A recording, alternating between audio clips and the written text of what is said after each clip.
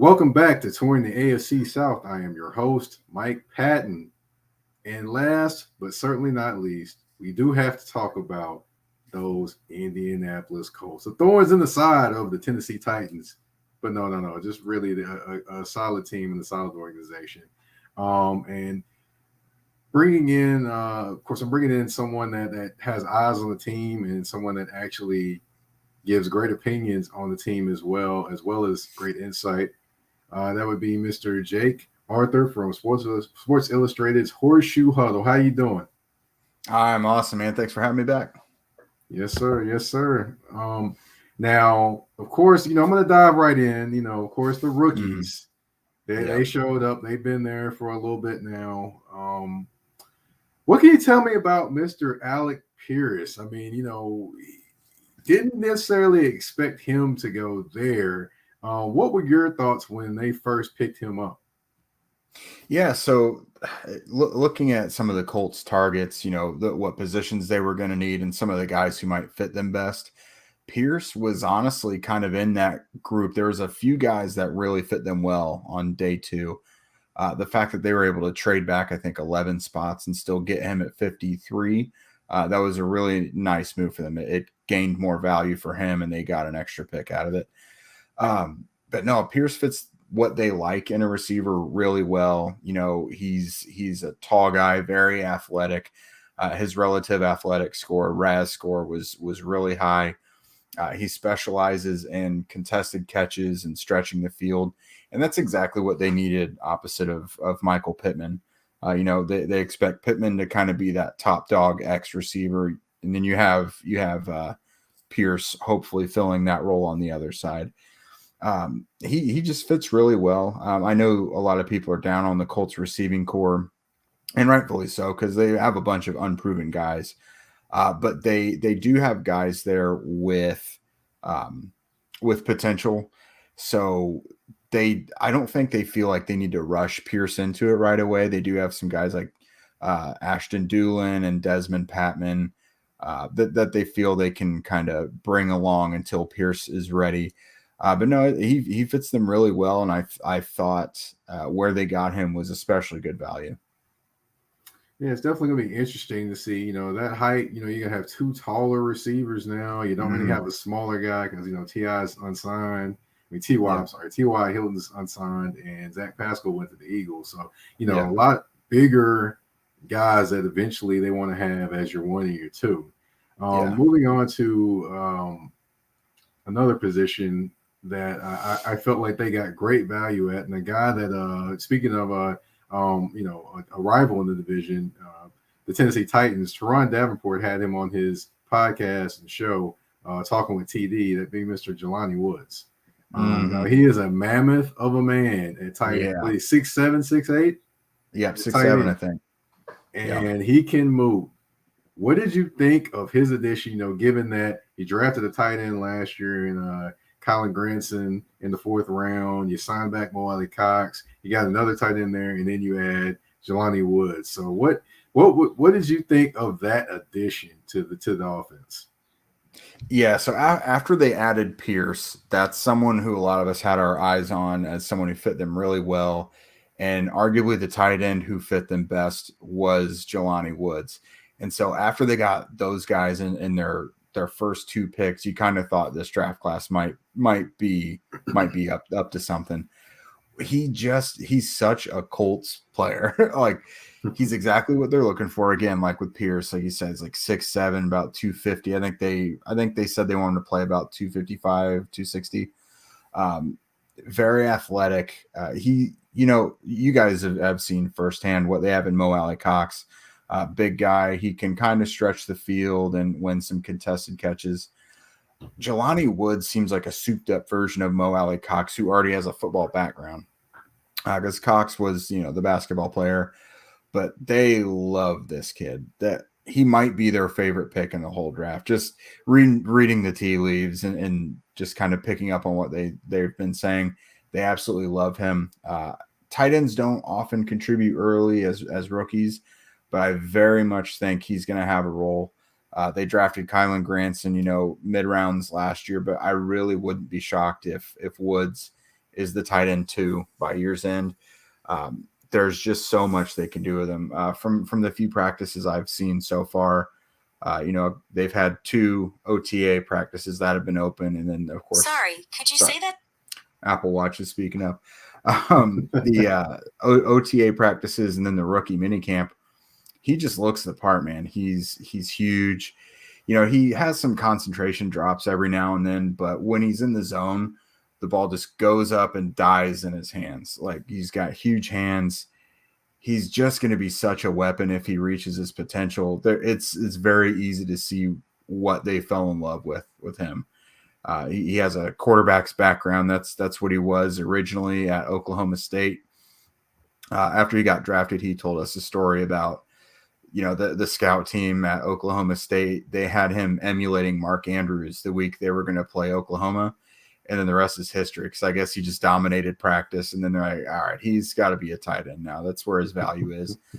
And then his coaches at Virginia last year gave the Colts scouting department a heads up to come check him out. And they've been on him ever since. So they love everything about him. Nice. Well, he's definitely going to be a pain in the side of everyone that sees him eventually, more than likely. Let's hope so. Another guy that actually fit a need was Bernard Raymond. Mm-hmm. They drafted him. I can't remember where they drafted him out of, but they let go of Eric Fisher. They needed another offensive lineman, another guy you can build with. Do you think Raymond is the man to actually eventually start at that offensive tackle position, or do they have other plans, or you think other plans are in play?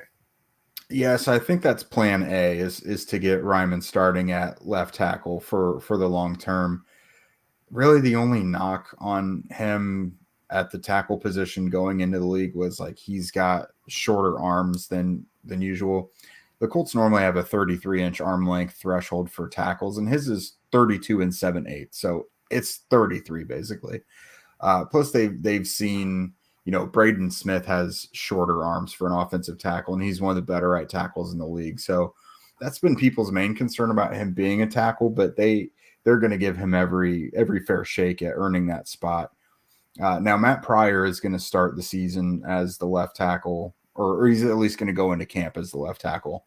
But Raymond's in that competition. I think they would like to see him win it long term. If he was to get it this season, they'd probably kick Pryor into right guard, if I had to guess. But no, I think that's definitely plan A. We did ask Chris Ballard after the draft if that's what they envisioned, and he basically just said they'll get the best 5 offensive linemen on the field regardless. So outside of left tackle, the other position that's really up for grabs is right guard, like I mentioned. So I don't know how much Raymond's going to see the field as a rookie, because, like I said, Matt Pryor is supposed to be the left tackle entering the season, and Danny Pinter is going to get the first shake at right guard. So I don't think they're in any big rush to get Raymond on the field, but their long-term hope is that he does become the left tackle. All right. Fair enough. You definitely had to get somebody in there because, I have to say Eric Fisher just wasn't the guy. He wasn't himself. You saw it multiple times. It just didn't work out well. He did run blocking alongside Quentin Nelson really well, but asking him to go up against a premier pass rusher was just not good. It had them looking for the long-term answer pretty quick. All right. Well, speaking of premier pass rushers and, of course, free agency and trades, the Indianapolis Colts went and traded for them a pass rusher, Mr. Yannick Ngakoue from the Oakland Raiders. They sent Rock Ya-Sin, which is one of their better corners, to the Raiders. But, however, they did bring in a pass rusher. How vital was that pickup for the Colts? That's huge. Any Colts fan knows exactly what Ngakoue can do because he's terrorized the Colts. I think he's played the Colts with every single team he's been with since Jacksonville, and he always makes a play. I think he has a sack in pretty much every game he's played against the Colts. But they've just needed that top dog, consistent pass rusher ever since Robert Mathis retired. Now, Kwity Paye, that's the hope for him as well. I mean, he was pretty good as a rookie, and I think they envision him being a top dog edge rusher. But they get an immediate fix in an established veteran in Ngakoue right now. Now, he's only got 1 year left on that deal, so if it doesn't pan out, they don't have to re-sign him. But no, they see him as being an enormous step in the right direction for that new defense. He's, of course, played with Gus Bradley before, the Colts' new defensive coordinator with Jacksonville and in the Raiders. So lots of familiarity there. It's someone they can plug in and don't have to usher into the new defense. He already knows what he's doing. So he's been one of the NFL's most consistent pass rushers ever since he's been in the league. So it's a very big addition for them. Now, getting rid of Yasin, that was big too. He's pretty polarizing around here because he had a solid rookie season, really down second season. Both seasons had a lot of penalties mixed in there, but he was really, really good last year. The Raiders are getting a really solid corner. He just doesn't have the name recognition, but he really turned it around in year 3, which is about the time young corners really hit their stride. So that's a loss for them. But pass rush kind of it's higher on the totem pole than corners. Both of those positions kind of help each other out, but the hope is they don't have to blitz much. They can get home to the quarterback with four defensive linemen. So they were willing to risk that. If you get a premier pass rusher, you kind of can give up dang near anyone anytime for that. So it probably was an easy decision for them. Well, they did lose Rocky Sin, like you mentioned, but they did pick up former shutdown corner veteran Stefan Gilmore. Now, I say former shutdown as no disrespect to Stefan Gilmore. Yeah. I know he has been a shutdown corner during his career, but in the last couple of years, he's had a couple of injuries. He's had an injury and kind of hasn't been the same exact guy. However, he has showed glimpses of being that guy again. Now, you all have tried a veteran corner before. Now you're bringing in another one. So what do you think of his prospects in terms of that defense? Yeah, they could really use the boost from him. They've got some decent young corners there on the roster already, but having Gilmore at full strength, that's just a different animal. Now his defensive player of the year season was 2019, so we're a couple of years removed from that. But he was playing good ball for the Panthers while he was actually on the field, but he just had a lot of bumps. He had that. He's either a quad or calf injury, one of those. But he's not at full speed quite yet. They've been moving him in slowly during OTAs. He hasn't fully participated quite yet, but he's done some 11-on-11 work. But yeah, I mean, it'll be big for them. I think they're banking on his potential. They were asked about his medicals and how that checked out and the concerns about injuries, and they have no problem with how his medical stuff's going. They've been keeping an eye on it all offseason since before they acquired him. So they have confidence. If he doesn't pan out, they did sign Brandon Faison, and Isaiah Rodgers is a really nice young cornerback. But they could definitely use that move to pan out, especially combining it with getting Yannick Ngakoue. That's huge. You get a premier pass rusher and a really good – I don't want to call him a shutdown corner right now because he kind of has to reestablish that. But he's at least a really good corner still. So you get a really good free agent corner and you trade for a premier pass rusher. That's the recipe for an outstanding defense. Definitely is. I mean, you put pressure on the quarterback, and you have a cornerback that's got a nose for the football and makes things happen. Another cornerback that makes things happen for the Indianapolis Colts, that'd be Mr. Kenny Moore. Now, Kenny Moore definitely is a talented cornerback, but there's a little bit of an issue going on there. It hasn't really bubbled up to the core yet, but Kenny Moore wants a new contract. Now, all indications are, from what I've read, is that the Colts don't intend to pay him right now. So could we see that bubble over into camp potentially, the mini camp, and also into training camp as well? That's a good question, because I'm going to call this like a soft holdout, because number one, things are voluntary right now, and he is in the building. He just hasn't been practicing. Like the first OTA practice, we got to go out there and see. He was out there working on the side of the field, just wasn't practicing. Now, he wasn't there on Wednesday when we were there. At least he wasn't out in the open. But I mean, at the time he signed his contract, they did, I think, make him the highest paid slot defender, or at least one of. So he got a very well-deserved payday when he signed it. But now, as you've seen, the cornerback market is kind of blowing up, and he now is kind of underpaid. And so he's not the kind of guy that kind of puts himself first. I think the sign that he's in the building it shows a lot. Next week, things get mandatory with the veteran minicamp. So that'll be a huge indicator of how far apart they are. And they can do things like convert some of his money into guaranteed bonuses and things like that. Because of course players get concerned about, well, if I get hurt this year and then I don't get the money from next year, you guys can cut me or whatever. If they just do a show of good faith for him and convert some of that money into guarantees, do a restructure, that could satisfy him. But they do have some extensions looming. Quentin Nelson is obviously the big one. That's expected to be a huge deal.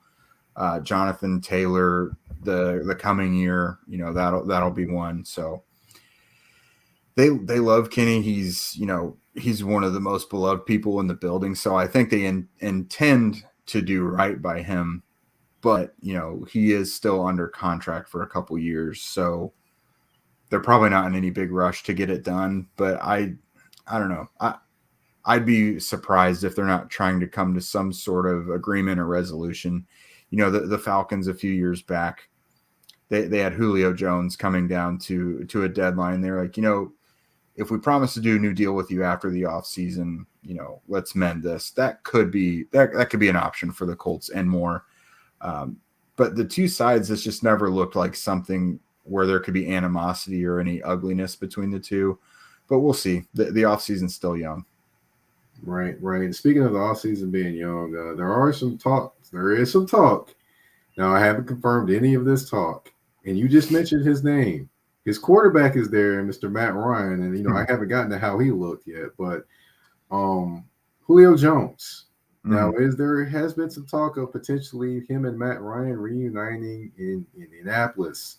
Have you heard any of that around the team? Have you heard any potential, leaks from players kind of putting information out, or is it just all that just basically rumors at this point? I think it's mostly rumors. It's easy to tie that situation together because, at the beginning of the offseason, the Colts had a lot of money. They just, they traded for Julio's, most prized quarterback he's had during his career. They had needs at receiver. But just from what I've absorbed this offseason, I just don't expect it to happen. Julio is kind of a couple years removed from looking like his best self, and I doubt he'd sign for the amount of money the Colts would be willing to spend because he is an established player that deserves money, but I just don't think that's money that's going to come from the Colts. I just don't expect it to happen. They do really like their receiving core. I know a lot of people across the league don't because they just don't really know these players, but I do think the Colts legitimately like the receivers they have, and if they're going to bring in a veteran, it'll probably be T.Y. Hilton. But that's another one that's kind of a toss-up. All right. Now, of course, I couldn't leave any free agency or trade talk without talking about Mr. Matt Ryan, Mr. Atlanta himself. He of Atlanta giving him a going away party at the strip club. Now, he didn't go to the party, but they had a going away party for him at the strip club in Atlanta. If you don't believe me, Just go check it out. Look on social media. You'll see it. But anyway, that's a very Atlanta thing to happen. I love it. How has he looked? And how was the feel you get from Matt Ryan?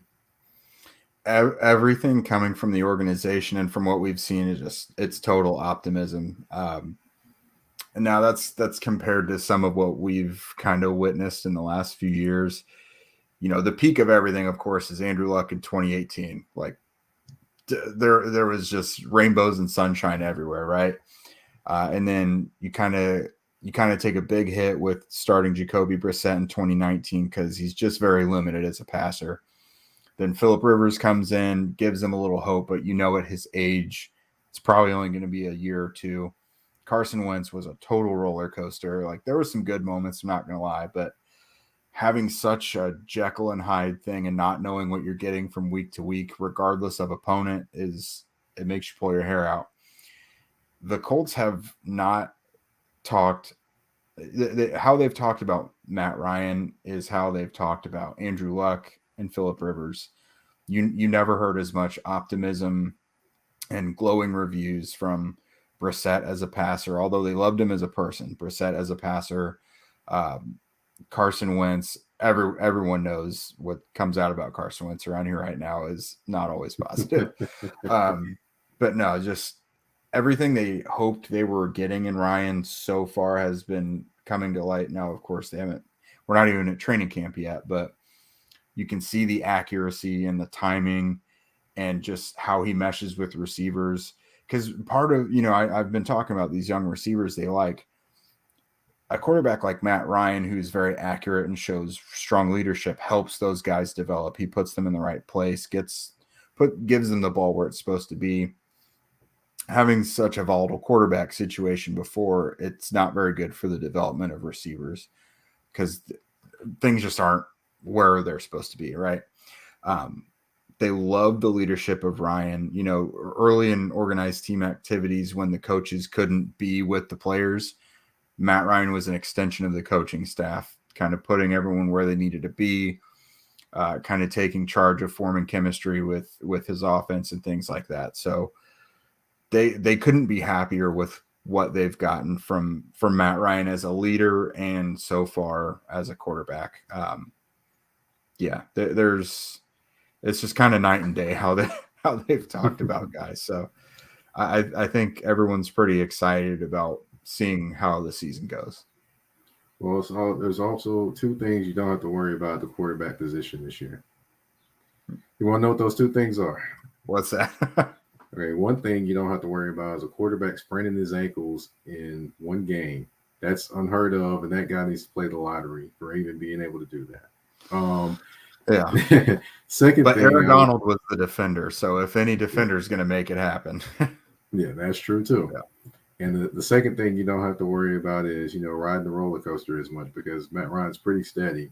I will say this. He does have his issues from time to time in fourth quarters. Yeah.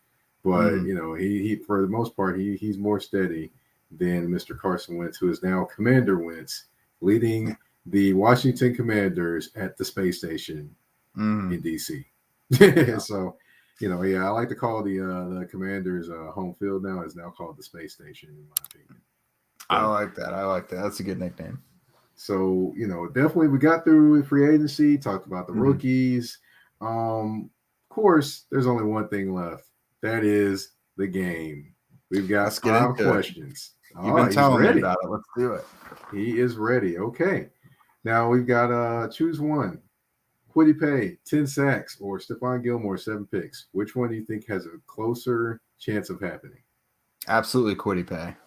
Not that Gilmore can't do it, but Kwity Paye having Ngakoue opposite of him and DeForest Buckner in the middle, you can't double team everybody. And Paye was pretty productive disrupting the passer last year. And I don't know that he's going to get 10 sacks. It's probably closer to 7.5 or so, but I think he definitely has the shot at it. Fair enough. Now, this one, I'm pretty sure you're going to have to think about potentially. Well, not very much, but, I'm just throwing something out there. But anyway, Paris Campbell stays healthy for a whole season, or Alec Pierce gets 7 touchdowns. I no one is not pulling for Paris to stay healthy, because I think he could be kind of a game changer for them if he was, but the track record of it is just not there. I think Pierce could do that, especially if they have a red zone package where he's heavily involved.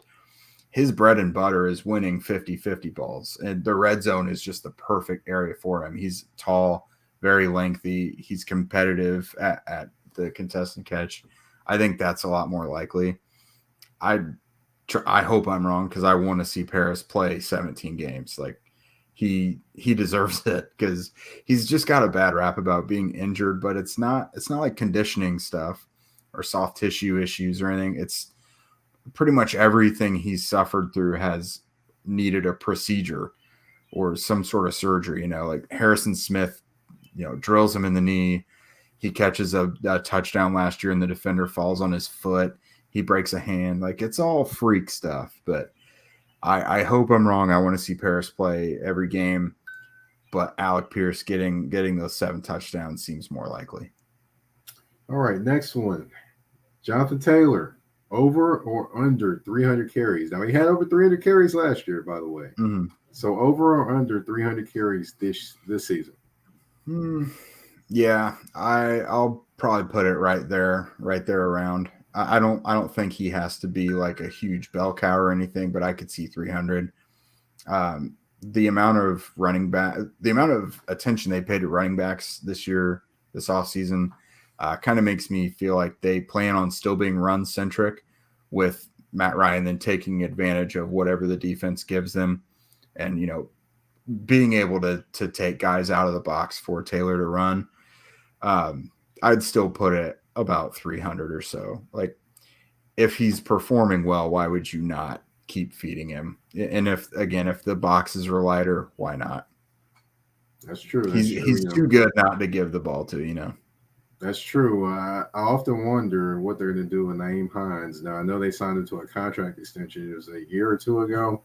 Mm-hmm. I honestly wonder, is he going to end up playing more in the slot than he does in the backfield? That's just something to think about. There's a lot of talk about that here. A lot of people think he's going to become the slot receiver. I don't think that's the case. I think he's going to keep his same role. It's just going to be beefed up. Running backs playing with Carson Wentz have diminished roles. That's just how it is in the passing game. That's always been the case.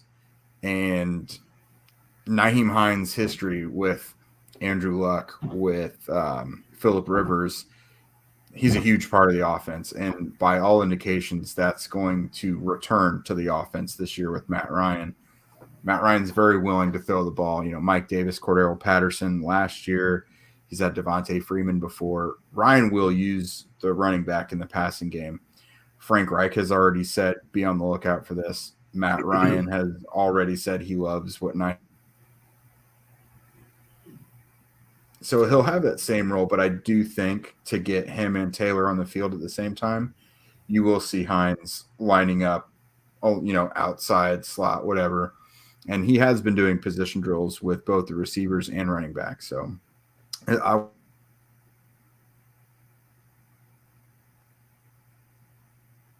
going to involve him lining up all over the place. All right, next question. Matt Ryan, 30 touchdowns or 4,000 yards passing? I think he'll probably hit both, but 4,000 is almost a certainty. I just think it's a lot easier nowadays in the NFL, and I just don't see how he doesn't get there. He's hit 4,000 pretty much most years of his career, and fell just short last year without Julio Jones and Calvin Ridley. So I think it's almost a lock that he hits 4,000. All right, and the last one, Colts defense. Do you think they finish in the top 10 or the top 20? Oh, 10.